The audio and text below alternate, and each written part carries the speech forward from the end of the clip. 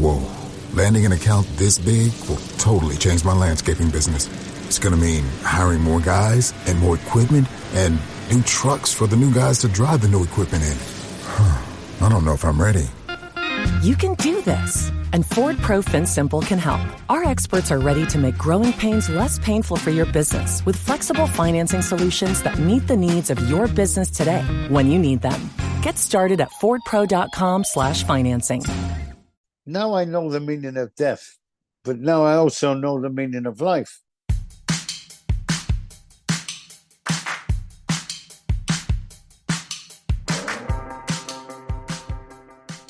Hello, and welcome to another episode of Live Through That. I'm your host, Mike Hipple, and on this podcast, we'll dig a little deeper into a pivotal moment into the lives of some of my favorite artists from the 80s and 90s. If you've been a regular listener, many thanks for that. Please help spread the word by telling your friends and leaving a review where you're listening. It always helps others find us. And this week, I am excited to bring you the legend that is Steve Diggle, guitarist and a founder of one of the first British punk bands, the Buzzcocks. Steve brings us a story of how he first got moved to start a band in the first place, out of the shadows of the tragic death of a teenage friend, and how a cheap guitar formed the basis of many of the Buzzcocks' famed riffs.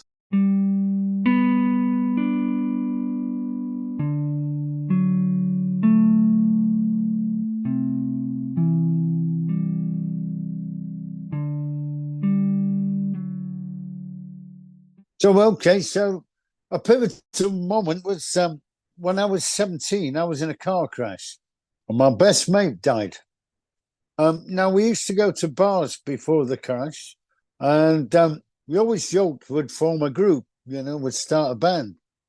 Anyways, we'd gone to lift into town with this guy that he had no driving license, no insurance, nothing on his car. We kind of vaguely knew.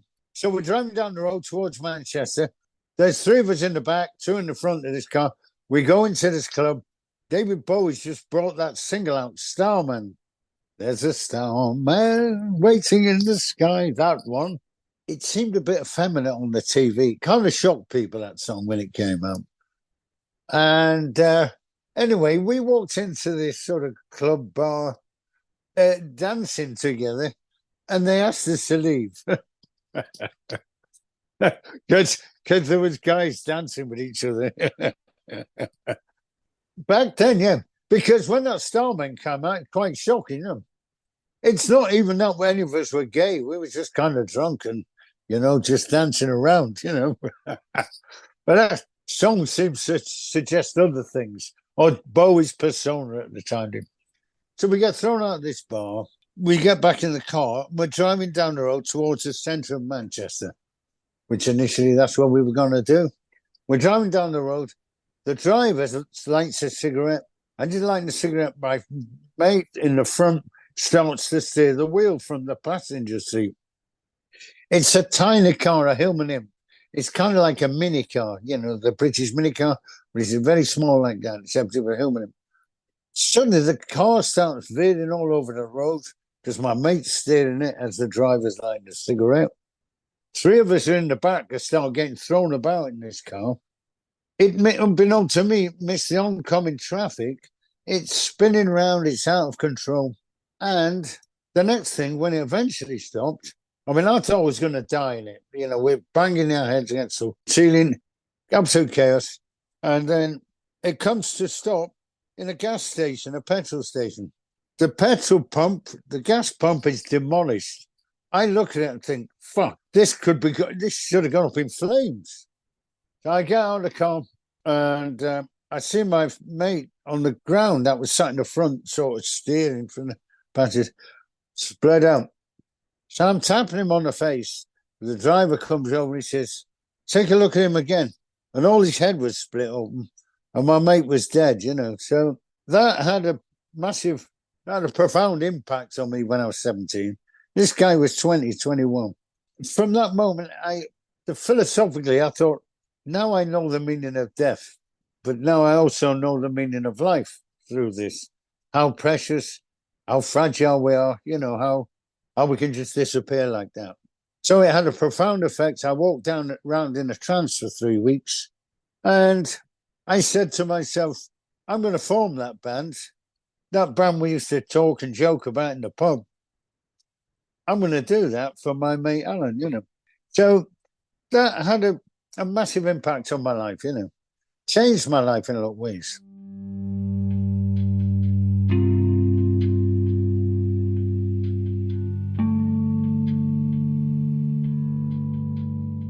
When I was 16, I bought a little acoustic guitar, but I had 3 scooters, the kind of Lambretta and Vespa Italian scooters.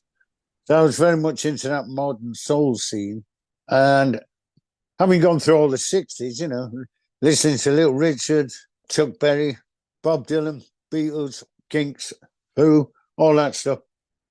Then I got into a lot of the soul music and reggae music and stuff like that. And I had these scooters when I was 16. So I bought an acoustic guitar. And then I lost my scooter license just before this accident. So it sort of grounded me to the guitar. So the interesting thing about the guitar was like $6. It was a piece of shit, really. But the great thing about it, every time I tuned that guitar up with the pitch pipes they had in those days, a little whistle thing, as soon as I struck a chord, it went out of tune. So this kept happening. It was so cheap. You struck the chord, it went out of tune. So I started just jamming on a couple of strings because I couldn't be bothered tuning it every time. And I learned to play Beethoven's Ninth on 1.5 strings, on one string and a bit on the other. Ode to Joy.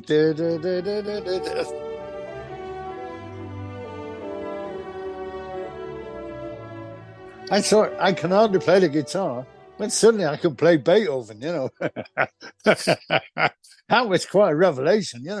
You think Beethoven's the big heavy guy, and I just picked this guitar up and I can play on one string and a bit on the other.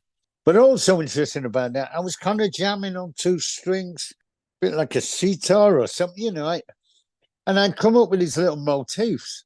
So they'd all be based on 1 or 2 strings, and I'd come up with these little tunes, which lo and behold, what I realized years and years later, from that guitar, a lot of those Buzzcocks riffs and little tunes, which are almost separate from the song a lot of the time, come from having that guitar.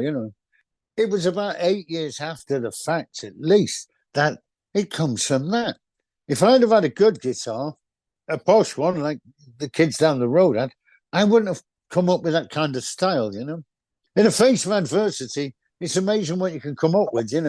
Within the limitations of things, you can find things. Once he had figured out the guitar, Steve started writing some songs and needed to finally form that band.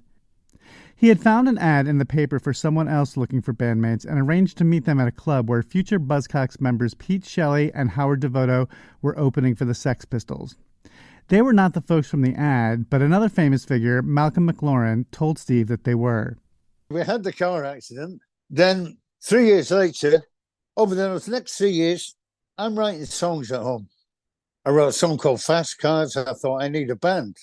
I phoned a guy at the paper, arranged to meet him outside the Free Trade Hall, which is where Pete and Howard were putting on a gig for the Sex Pistols. And Malcolm McLaren was outside and he said, "They're in here." And I said, "I'm just waiting for a guy to form a band, I'm forming my own band, And he said, "They're inside." So the next thing, Pete Shelley's collecting tickets on the door. Howard Devoto's working the nights. So I met them. So I spoke to Pete upstairs in the bar. And I thought, we're kind of talking at cross purposes. They spoke to somebody on the phone. I spoke to somebody on the phone. And I think the both guys were supposed to meet. They're probably still outside the Free Trade Hall now waiting. Somebody should tell me to go home. So by a weird twist of fate, we met each other, If I'd arranged to meet in any other bar, it would have been a different story, in terms of me and the Buzzcocks. So that was a magic moment. It meant to be.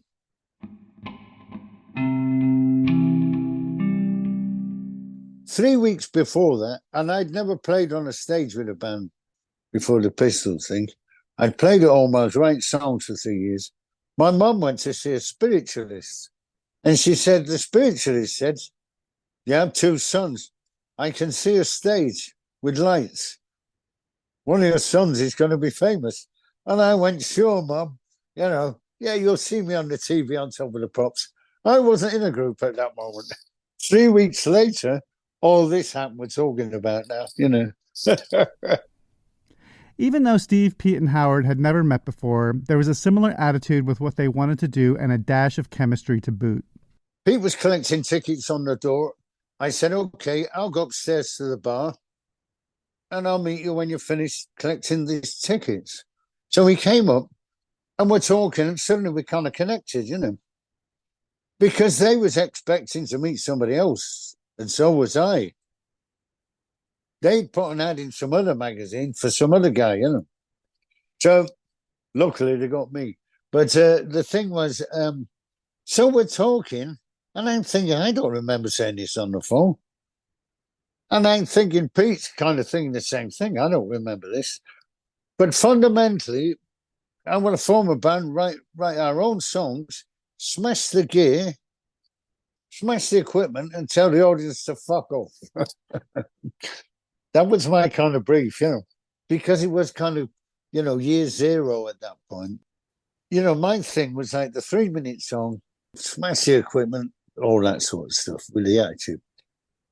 And that was their kind of thing as well. So, and lo and behold, they'd just seen the Sex Pistols who were doing this kind of thing, fast songs with the excitement and attitude. So that was a magic moment. Me and Pete connected at that moment. And then I met Howard, who was kind of on the stage working the lights. And the next day, we arranged to meet at Howard's place. And we all plugged into one little tiny practice amp and went through some of the songs, some of the classics now. Boredom, Orgasm Addicts. Me and Pete on guitars and Howard screaming. To quote Yeats, a terrible beauty was born. I mean, it sounded terrible. You can imagine all going through one speaker. Fast, furious, but exciting. You knew there's a magic there, Howard left the band the following year. Pete and Steve switched things up, with Steve moving from bass to guitar and Pete on vocals. This core became the Buzzcocks that we all know and love. That was a really important moment because my dad, he got me a bass off the back of his truck. He used to be a truck driver, and he nicked a bass off the back of the truck from me. I wasn't really a bass player, you see. I just thought, at that time, in the ads in the papers, they was all looking for singers like Robert Plant and guitarists like Richie Blackmore or something, So there was bass players and drummers wanted all the time. So that's why I went as a bass player that month. So, yes, when I joined Pete and Howard, I was on bass there.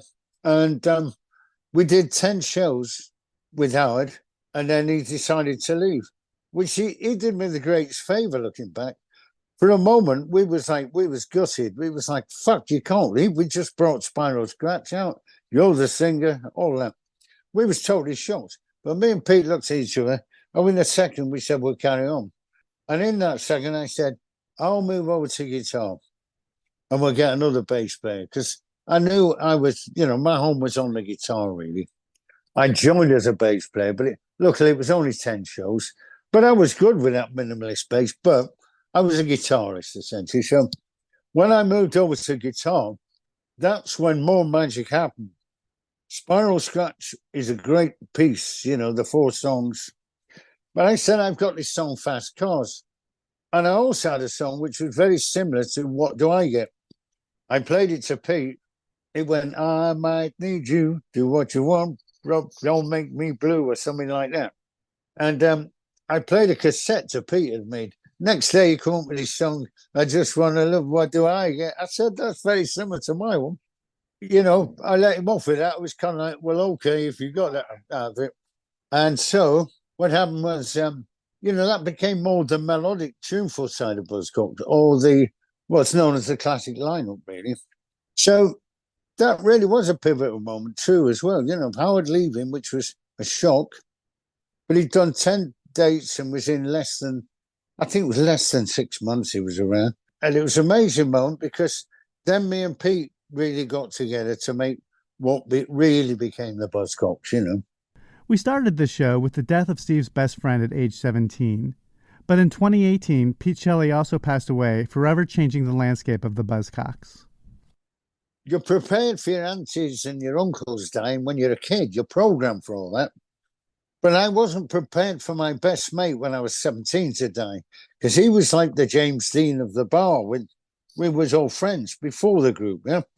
So that gave me an education on death, a philosophical thing, profound insight into life, and it also alleviated me of like, I know what death is now, therefore I know what life is. I'm going to live, you know. So it's that side. So I had to deal with that initially. Then my father died about 15 years ago or so. And that's a big step for anybody, if anybody knows. And then, of course, Pete died. So when Pete died, I'm used to the mechanics of death, if you like. It doesn't get easier. I mean, it was painful. We were together, about 43 years or more. We spent most of our lives together, more than wives, girlfriends, our kids, anything, you know. So it was a big loss because he wasn't just a fellow musician or the other guy in the band. We was mates. We drank together. We had a good sense of humor together. We spoke about, philosophy and science. He likes a lot of science and stuff. Funny enough, he was looking at the stars a lot before he died. And it makes me wonder about staying at them stars when you're getting prepared to go, you know. So it was a massive loss, a huge loss. Emotional, I was in a mess for weeks with it, and then you have to kind of pull yourself together. But I've been there before with this close death thing. You start to get to know how to handle it, And what they used to say in the First World War, if a man goes down, you can't stop, you've got to carry on, And that's what I had to do. We had a gig booked at the Royal Albert Hall as a Buzzcocks gig. And then we made it a tribute for Pete, Let's get some guests in. Let's make it an honor and a big salute to him. And that's what we did. And then we still had some other shows booked. So the manager said, what do you want to do? Do you want to carry on as Steve Diggle or as the Buzzcocks? Well, I said, we got these shows to do. I mean, I was still in shock. Let's do those other shows and see what happens, Kind of not in the state to plan or think anything, really, in the initial moments. And so we did those. But as we're doing those, a lot of the fans said, it's great you're carrying on, Steve. Carry on, And so that's what we did, really. In some ways, I like the solo. I did 4 solo albums over the last few years. I like those, and people like those as well. If I'd have called it Steve Diggle, I could have done my solo stuff and the Buzzcock stuff. And in some ways, that might have been a better mixture for me, But as it is, we call it a Buzzcock. Of course, there was some doubters, But the great thing is destroying those people, that had no faith in me. But what the most important thing here is, for the last 5 years, at 3/4 of the songs we play are the songs I wrote. So I made it like I'm doing my own songs. I wrote Fast Cars, I did the music for Why Can't I Touch It. I wrote Promises, Harmony in My Head, Autonomy. I made sure we did mainly my songs, because then I'm just being me. I'm not trying to sell some tribute act or play Pete Shelley songs that don't suit me, you know what I mean? There's certain Pete songs that I don't want to do because they're more personal to him. I don't want to impersonate him or get into those kind of shoes, So that's what people have to remember. I was kind of, it was important for me to do my own song to go, it's the Steve Diggle side of Buzzcocks. Even though we do some Pete songs, and we brought a few more in, and I'm happy to do that. But I was maintaining, I'm doing my own songs, to the critics who go, how dare he carry on and all this stuff. You're always going to get a few of those. I mean, they've gone by the wayside now, but that's the initial reaction of people that were hurt by his death, They start saying all kinds of things, I had to deal with that at the time as well. But having said that, we had sold out shows everywhere we went, even like months after his death. So as much as those people had to go at me. And I was already in pain. I thought they've no idea what I'm going through with it.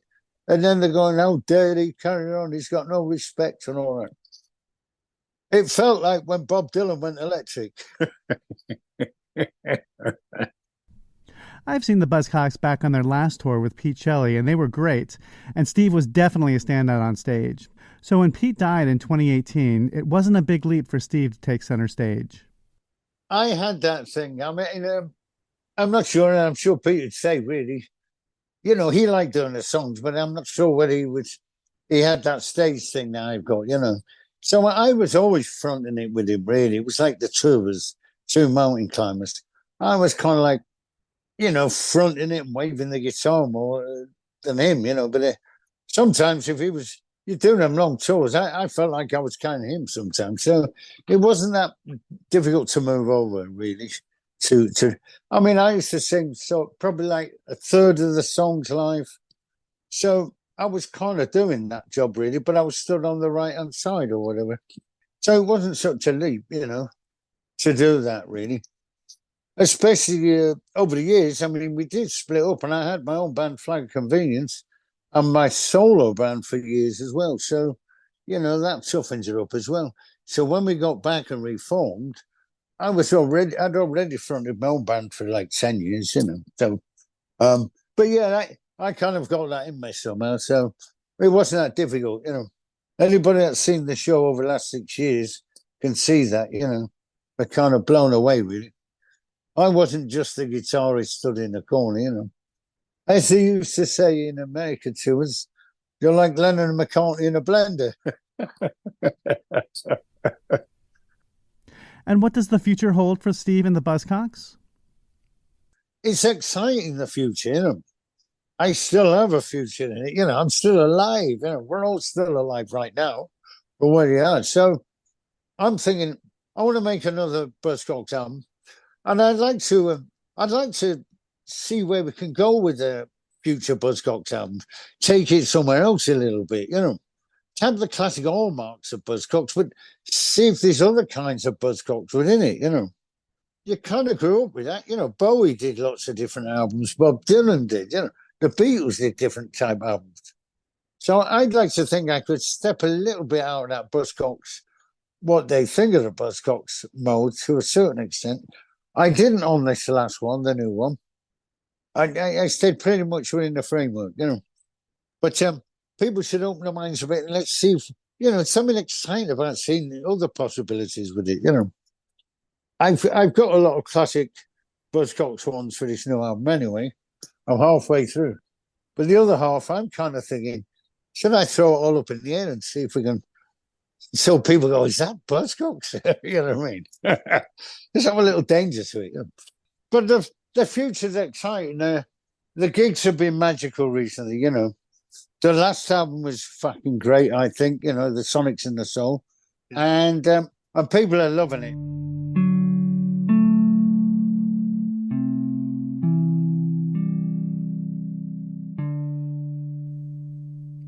And that's it for today's episode. Many thanks to Steve for sharing that story with us. And keep an eye out for the Buzzcocks on tour in your town.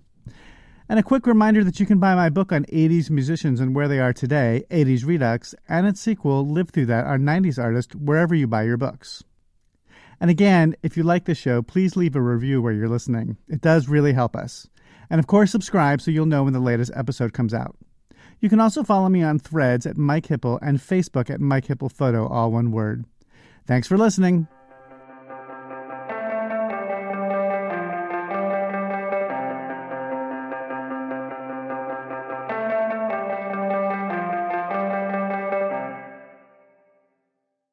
Waterproof Records are your unsinkable tunes from the past, present, and future. What's up, everyone? I'm Jacob Givens, the host of Waterproof Records podcast. So what exactly is a waterproof record? Let's go back in time for a moment to when you were a teenager, and it's the first time you heard an album that would change you forever.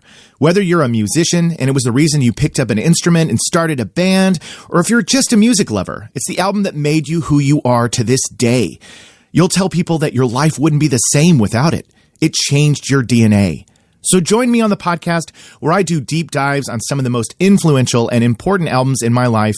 And other times I welcome guests on the show to talk about their musical journeys and what they consider to be their waterproof record. It's time to wax nostalgic with Waterproof Records with Jacob Givens.